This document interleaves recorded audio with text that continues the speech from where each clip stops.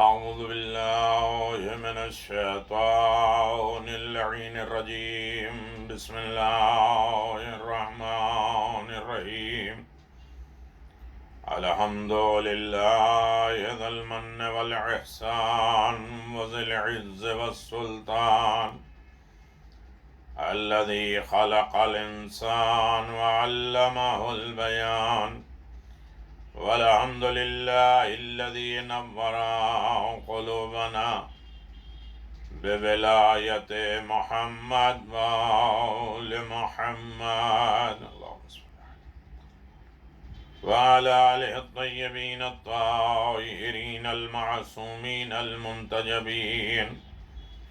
ولعنة الله على أعدائهم من الآن إلى قيام يوم الدين. آمين يا رب العالمين.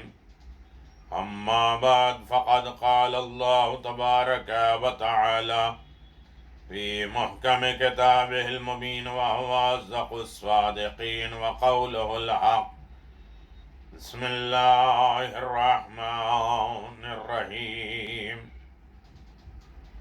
إن الله اصطفى وزاده بسطة في العلم والجسم. صدق الله العلي العظيم وصدق رسوله النبي الكريم. سامعین گرامی قادر، ناظرین محترم، حیات جناب ابوالفضل عباس پہ ہماری گفتگو جاری و ساری ہے. آپ کے صفات، کمالات، خوبیاں، اسماء، القابات، ان تمام چیزوں پہ ہماری باتیں چل رہی ہیں. آج آپ کی عبادت، جناب ابوالفضل عباس علیہ السلام کی عبادت، ارباب تاریخ و سیرت کا بیان ہے کہ قمر بنی ہاشم حضرت ابوالفضل عباس علیہ السلام اپنے آباء و اجداد کی طرف انتہائی، جیسے آباء و اجداد عبادت گزار خود مولا کائنات رسول خدا، اسی طرح عبادت گزار اور اطاعت پروردگار میں منہمک رہنے والے، ہمیشہ اسی میں رہنے والے عظیم فرد ہیں جناب ابوالفضل عباس. عبادت کا مرکز، سرچشمہ جناب ابوالفضل عباس ہیں. کون نہیں جانتا کہ آپ کے پدر بزرگوار مولا کائنات امیر المؤمنین علی ابن ابی طالب علیہ السلام عبادت کے انہماک و اعلانہ اس طریقے سے جوش و ولولے کے ساتھ، شوق اور خلوص کے ساتھ عبادت کرتے تھے. اپنی نظیر آپ تھے امیر المؤمنین، جن کی مثال کائنات میں نہیں ملتی، ان کی ایک ضربت ثقلین کی عبادت سے وزنی ہو جائے. میدان کارزار میں اسلحے کے شعلہ باری میں اسلحہ چل رہا ہے، ان کو اپنے خالق سے راز و نیاز اور مناجات سے بھی باز نہیں رکھ سکتی جنگ بھی. ایسے وقت میں مصلی بچھا کر آپ نے عبادت الہی انجام دی.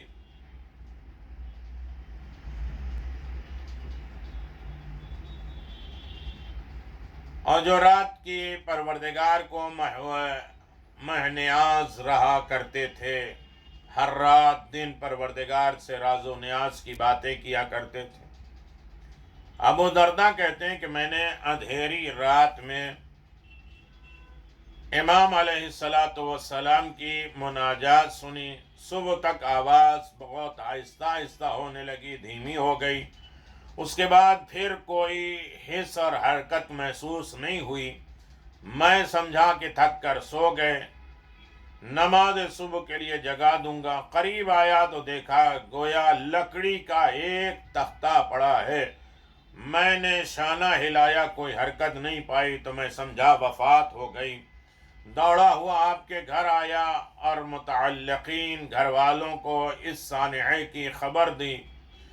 ان لوگوں کو جب ان کی اطلاع دی تو انہوں نے بتایا کہ خوف خدا سے ان پر اسی طرح کی کیفیت طاری ہوتی ہے۔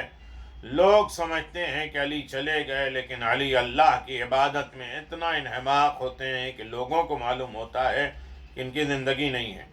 وہ لوگ آئے اور امام کے چہرے پر پانی چھڑکا اور آپ بیدار ہوئے۔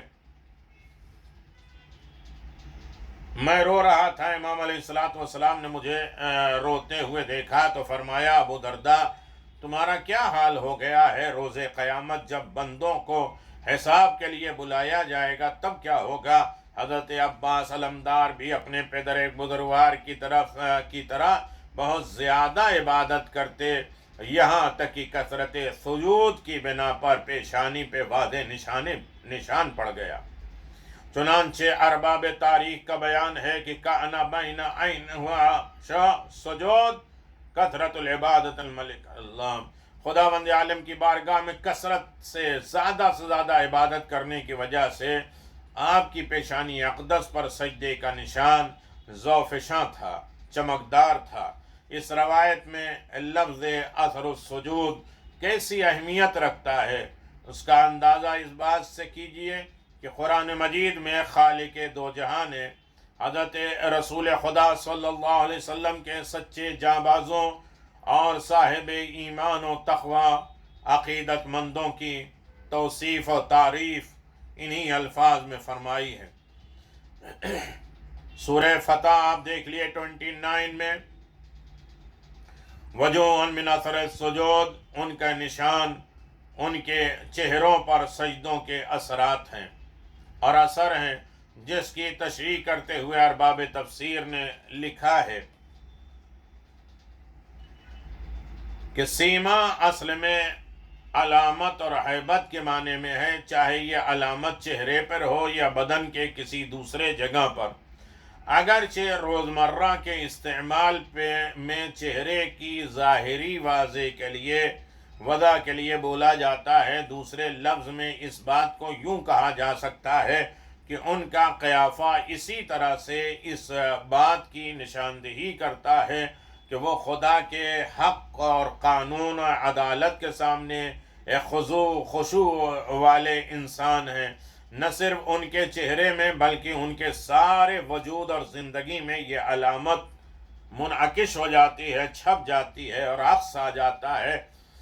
بعض مفسرین نے اگرچہ اس کی تفسیر پیشانی پہ سجدے کے ظاہری اثر یا سجدہ گاہ کی مٹی کے اثر سے کی ہے، لیکن ظاہراً آیت اس سے زیادہ وسیع اور مفہوم رکھتی ہے، جو ان مردان خدا کے چہرے کی مکمل طور پہ تصویر کشی کرتی ہے۔ بعض نے یہ بھی کہا کہ یہ آیت قیامت میں ان کے سجدہ گاہ کی طرف اشارہ ہے کہ ان کی پیشانی روز قیامت 14ویں کی چاند کی طرح چمکے گی۔ البتہ ممکن ہے کہ قیامت میں ان کی پیشانی اس شان و شوکت کی ہو، لیکن آج دنیاوی زندگی میں ان کی ظاہری وضع و کیفیت کی خبر دے رہی ہے۔ ایک حدیث میں حضرت امام جعفر صادق علیہ السلام سے منقول ہے کہ آپ نے اس جملے کی تفسیر میں فرمایا، هو السحر فی الصلاۃ، اس سے مراد رات کو نماز پڑھنے کے لیے بیدار رہنا، جس کے آثار دن کے وقت ان کے چہروں سے نمایاں ہوتی ہے۔ شیخ صدوق نور الثقلین، تفسیر نمونہ، روضۃ الواعظین، ان تمام چیزوں میں یہ واضح ہے کہ سجدہ کیا ہے اور عبادت کیا ہے۔ تاریخی طور پر یہ بات ثابت ہے کہ شب عاشور حضرت امام حسین علیہ السلام اور ان کے باوفا ساتھیوں نے مکمل خضوع اور خشوع کے ساتھ پوری رات جو عبادت الہی میں گزاری، اس کے سلسلے میں مہلت حاصل کرنے کا فریضہ حضرت عباس علمدار علیہ السلام ہی نے انجام دیا تھا۔ جیسا کہ ہم اس سلسلے میں ایک مستقل بات کریں گے کہ البتہ امام علیہ السلام کے فرمان هو السحر فی الصلاۃ، نماز کے لیے رات کو بیدار رہنے کے بارے میں ہے۔ اس جگہ قرآن مجید کی ایک اور آیت بھی اجتہاد کی سعادت حاصل کرتی ہے۔ ارشاد قدرت ہے، کانو قلیلا من اللیل ماجون بالاسحار یستغفرون، وہ لوگ راتوں کو بہت کم سوتے ہیں اور سحر کے وقت طلب مغفرت کے لیے اٹھ جاتے ہیں۔ سورہ نادیات، جس کے ذیل میں مفسرین نے لکھا کہ وہ اپنی راتوں کو زیادہ حصہ خداوند عالم عز و جل کی عبادت میں گزارتے ہیں اور کم سوتے ہیں۔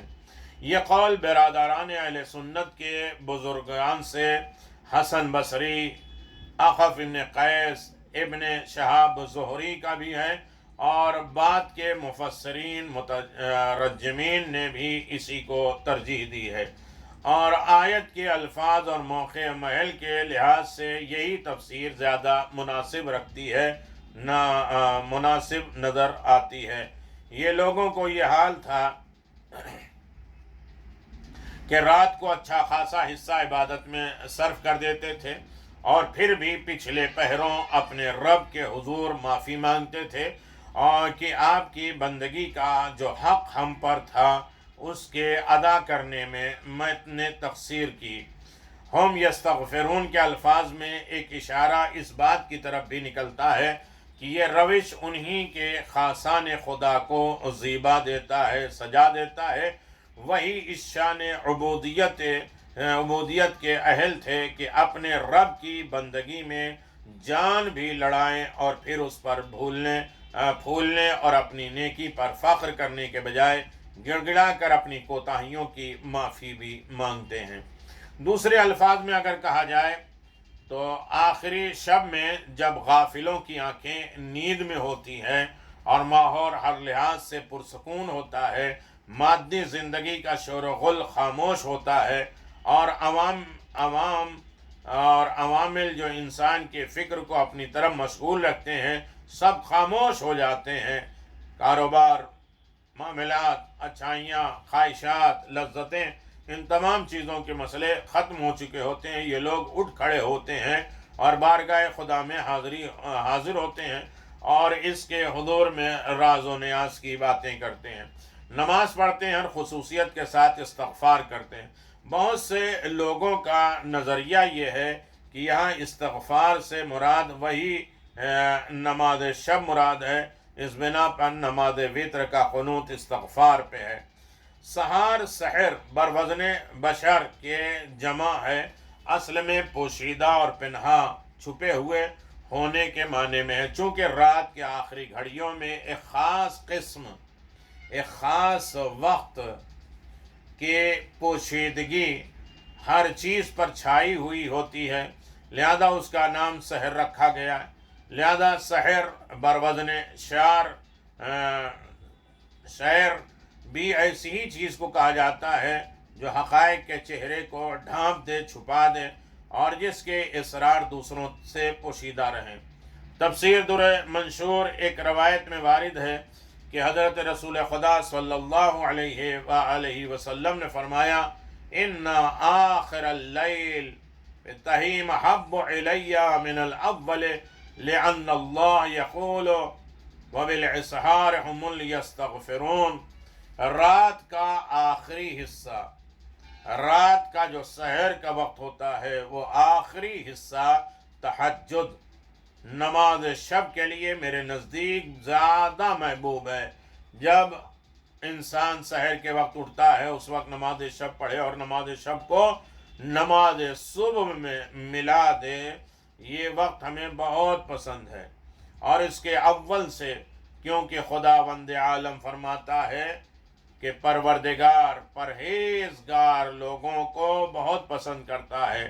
پرہیزگار لوگ سحر کے وقت میں استغفار کرتے ہیں، اور یہ استغفار ضروری نہیں کہ گناہگار ہو، بلکہ استغفار نعمت الہی کا شکرانہ ہے، اور انسان بڑا ہوتا ہے، چھوٹا بن کے خداوند عالم کی بارگاہ میں اپنے آپ کو پیش کرتا ہے، اس کا نام ہے استغفار۔ اور جو انسان کچھ ہو نہیں، بڑا بننے کی کوشش کرے، اسے کہتے ہیں استکبار۔ شیطان جو ہے ابا واستکبر وکان من الکافرین، شیطان کچھ نہیں تھا لیکن بڑا بننے کی کوشش کر رہا تھا۔ تو عزیزان محترم، ایک دوسری حدیث امام جعفر صادق علیہ الصلوۃ والسلام نے فرمایا، کانوا یستغفرون اللہ فی وتر 70 مرہ فی السحر، بہشتی نیکوکار اچھے لوگ سحر کے وقت نماز وتر میں 70 مرتبہ خداوند عالم کی بارگاہ میں استغفار کرتے ہیں. یعنی 70 ٹائم انسان پروردگار کی بارگاہ میں استغفار کرتا ہے، مناجات دیتا ہے، اور اللہ تبارک و تعالی استغفار کی کیفیت کو بہت زیادہ پسند کرتا ہے. تو جناب ابو الفضل عباس میں کمال حد تک جو ہے وہ عبادت شعاری موجود تھی، اور پورے عبادت کے معاملے کو جناب ابو الفضل عباسی نے کربلا کے میدان اور راستے میں عبادت کے معاملات، عبادت کے حالات بنائے. اور یقیناً ابو الفضل عباس کی قوت ایمانی کے ساتھ بصیرت کی کیا اہمیت ہے، اس کا راز آپ بصیرت والے جناب ابو الفضل عباس، قوت ایمانی اور بصیرت رکھنے والے ابو الفضل عباس، ان کا اندازہ اس بات سے بخوبی لگایا جا سکتا ہے کہ پروردگار عالم نے اپنے حبیب خاص خاتم الانبیاء حضرت محمد مصطفیٰ صلی اللہ علیہ وسلم کو حکم دیا تھا کہ آپ اعلان فرما دیے کہ میں تبلیغ دین، دعوت اللہ کا جو فریضہ انجام دے رہا ہوں وہ بصیرت کے ساتھ ہے، جو مجھے میرا اتباع کرنے والے علی ابن ابی طالب کو حاصل ہے. چنانچہ ارشاد ہے، قل ھذا سبیلی ادعو الی اللہ علی بصیرۃ اول من اتبع سبحان اللہ وما انا من المشرکین. کہہ دیے کہ یہ میرا راستہ ہے، میں اللہ کی طرف دعوت دیتا ہوں بصیرت کے ساتھ، میں بھی اور وہ بھی جو میرا پروردگار ہے، پیروکار ہے. پاک اور بے نیاز ہے اللہ، اور میں مشرکوں میں سے نہیں ہوں. سورہ یوسف میں میرا پیروکار بھی، اور اس کی تشریح بھی باب تفسیر میں لکھا ہوا ہے کہ قال یعنی علی اول من تبعه علی الایمان والتصدیق له بما جاء ربه من عند اللہ عز وجل. فرمایا کہ اس سے مراد علی ابن ابی طالب ہیں، جنہوں نے سب سے پہلے حضور کی پیروی کی، ان پر ایمان لائے، ان کی تصدیق کی، اور جو کچھ انہوں نے خداوند عالم کی طرف سے پیش کیا اسے سب سے پہلے تسلیم کیا. تفسیر الرجال جلد نمبر 3. ممن لم یشرک باللہ قط لم یلبس ایمانہ بظلم، جنہوں نے کبھی اللہ کے ساتھ کسی کو شریک نہیں قرار دیا، اور نہ ان کے ایمان کے ساتھ کسی قسم کے ظلم کا کوئی شائبہ کیا. اور صاحب فعل الخطاب لکھتے ہیں کہ جس طرح دوسرے مقامات پر جہاں من اتباع کا آپ کی پیروی کرنے والا آیا ہے، اس کی تفسیر فرد الحمل ہونے کے لحاظ سے حضرت علی ابن ابی طالب کے ساتھ ہی ہوئی ہے. اسی طرح یہاں بھی رسول کی زبانی جو ارشاد ہوا ہے، من اتبعنی، جو میری پیروی کرنے والا ہے، اس کے بھی معیاری مصداق امیر المؤمنین علی ابن ابی طالب اور ان کے بعد اپنے اپنے دور کے تمام معصومین علیہم السلام ہیں جو حضور پاک کی اتباع کرنے والے. قمر بنی ہاشم حضرت ابو الفضل عباس کی قوت بصیرت کے بارے میں امام ششم امام جعفر صادق علیہ السلام نے فرمایا، کانا امن العباس ابن علی علیہ السلام ناقد البصیرہ منبت الایمان صلب الایمان. ہمارے چچا حضرت عباس بہت گہری بصیرت، سوچ، صاحب حکمت، فہم اور مضبوط ایمان کے مالک تھے. اس عبارت کی تشریح علامہ کنتوری نے لکھا ہے کہ حضرت عباس کی گہری بصیرت رکھنے کا مطلب یہ ہے کہ آپ اعتقاد، عقیدہ، معاملات میں حق اور باطل کے درمیان خط امتیاز قائم کرنے والے ہیں. حق کیا ہے، باطل کیا ہے، عقیدے میں، معاملات میں، عبادات میں، ان تمام چیزوں کو، حقوق الناس، حقوق العباد، ان تمام چیزوں میں فرق کرنے والے جناب عباس ہیں حق و باطل کے اعتبار سے۔ امام علیہ السلام نے اسی کو لفظ صلب ایمان، مضبوط ایمان والے سے یاد کیا ہے۔ در حقیقت گہری بصیرت کا نتیجہ ایمان کی پختگی ہے، کیونکہ جو شخص معرف الہی میں مسلسل غور و فکر کرتا ہے اس کے ایمان حقائق لازمی طور پر منکشف ہوتے ہیں اور جو یقینی قلب کے اضافے کا باعث بنتی ہیں۔ فَهِيَ بَنَيْهُ عَلَىٰ قَوْنِ العباس فَأَمِنُوا بِعَالَى دَرْجَةِ الْمَعْرُوفَةِ وَالْعَمَلِ عُمْدَةُ التَّعْلِيمِ مَقَاطُ الطَّالِبِينَ۔ یہ اسی بات کی کھلی ہوئی دلیل ہے کہ حضرت عباس علمدار ابن علی ابن ابی طالب علیہ السلام معرفت اور عمل کے اعلیٰ درجے پر فائز تھے۔ ان کا مقام، ان کا درجہ بہت عالی ہے، ان کا مقابلہ کائنات میں کوئی نہیں کر سکتا، بصیرت میں، ایمان کی مضبوطی میں۔ علی کا لخت جگر، فاطمہ کی جان عباس، وفا کا کعبہ، محب کا کامل جہاں عباس، علم حسین نے اور مشق دی سکینہ نے، فضیلتوں کے ہیں ایک بحر بے کراں عباس۔ یقیناً ابو الفضل عباس کی شخصیت، مقام، رتبہ، درجہ کون کہاں کب کیسے بیان کر سکتا ہے، جو ناممکن ہے، لیکن پھر بھی آپ کی خدمت عالیہ میں اسے پیش کرنے کی سعادت حاصل کی جا رہی ہے۔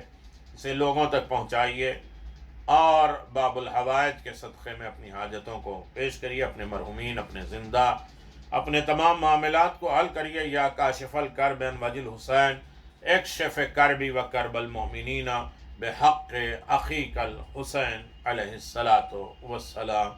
وآخر دعوانا ان الحمد للہ رب العالمین وصلی اللہ علی نبی الکریم وعلی آلہ الطیبین الطاہرین۔